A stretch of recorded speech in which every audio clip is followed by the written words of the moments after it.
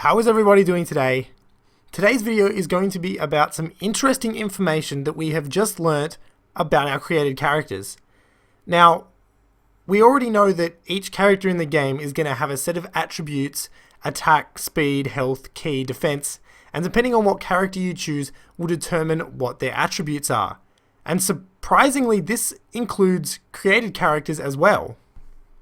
So in amongst this scan, we can see what the races specialize in when it comes to attack, defense, speed, and ki.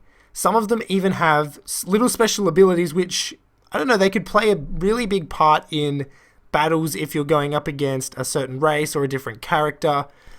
And who knows, maybe this will even make you question the decision you have probably already made, and you might decide to start the game with a completely different race to what you had already decided on.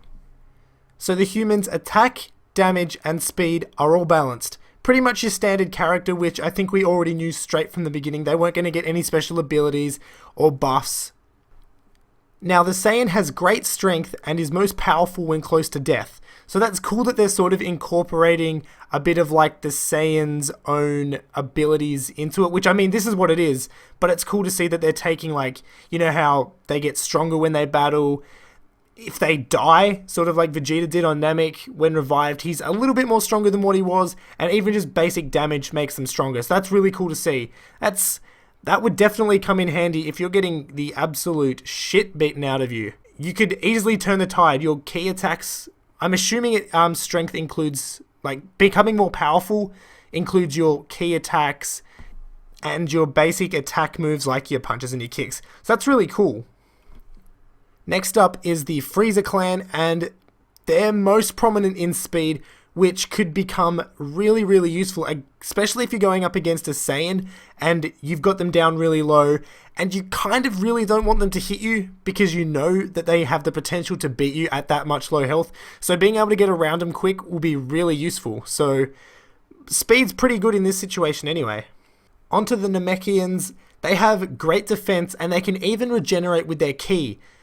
That sounds pretty good. I mean, health regeneration doesn't hurt, especially in a fighting game, and you're kind of at a disadvantage trying to bring back your health to try and get yourself a little more time in the battle to maybe turn the tides would be really helpful. So I can see a lot of people wanting to be Namekian.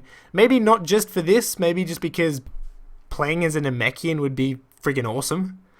Now, last but not least, we have the Margins. They have great defense, and it rises even more when ki is at maximum. So you could easily just probably wall someone out with just punches and kicks, not using your ki. You could charge up maximum ki and not use any ki blasts or anything, and you're going to have pretty top tier defense, which I can see being a real hassle. It's going to be like Raging Blast 2 or Ultimate Tenkaichi when you've got those people that, especially in Raging Blast 2, they kick you down and then they don't even let you get up.